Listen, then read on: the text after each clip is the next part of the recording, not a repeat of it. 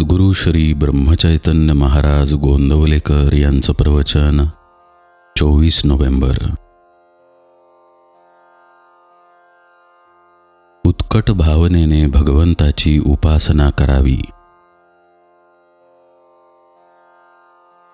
विस्तव माहीत नसला तरी तो हाताला चुकूनही लागला तरी हात भाजतो, किंवा हा परीस आहे हे माहीत नसूनही लोखंडाचा घण त्यावर मारला तरी त्याचे सोने व्हायचे राहत नाही।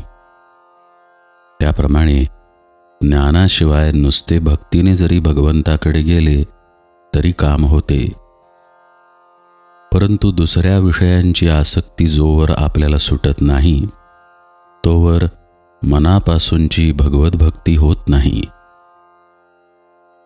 जिथे उत्कट भावना आहे तिथे सगुण मूर्तीला मनुष्य धर्म प्राप्त होतील। उपासक देहाला विसरला की उपास्य मूर्तीमध्ये त्याला जिवंतपणा अनुभवाला येऊ लागेल।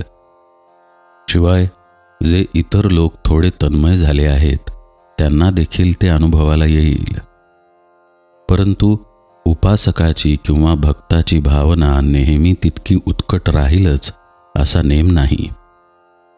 म्हणून अशा उपासकाला मूर्तीमधल्या चैतन्याचा अनुभव येऊन देखील पारमार्थिक दृष्ट्या फायदा होईलच असे निश्चित नाही।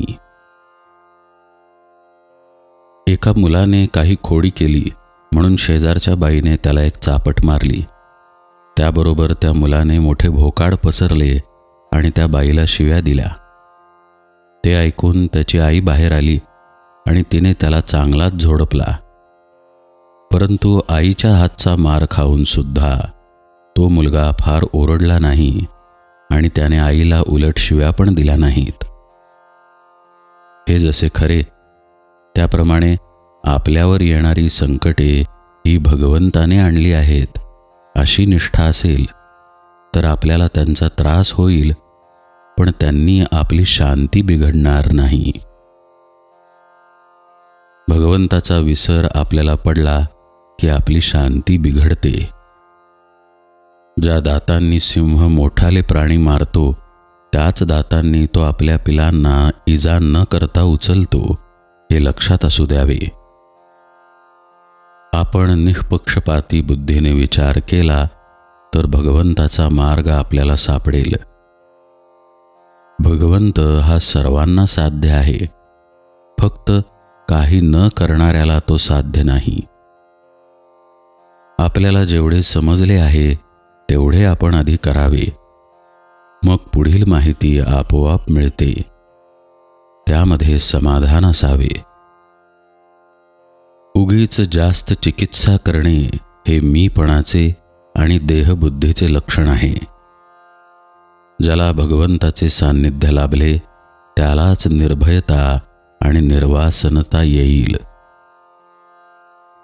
प्रत्येक माणसाला आधार लागतो, पण आपण अपूर्णाचा आधार धरल्यामुळे आपल्याला निर्भयता येत नाही।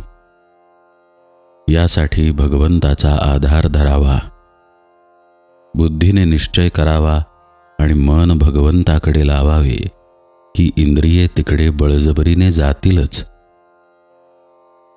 राम उपाधिरहित आणि त्याचे नामही उपाधिरहित आहे, म्हणून ज्याप्रमाणे खडक किंवा वाळू पाण्याशी मिसळत नाहीत, साखर किंवा मीठच विरघळते आणि समरस होते, तद्वत रामाशी त्याचे नामच समरस होते।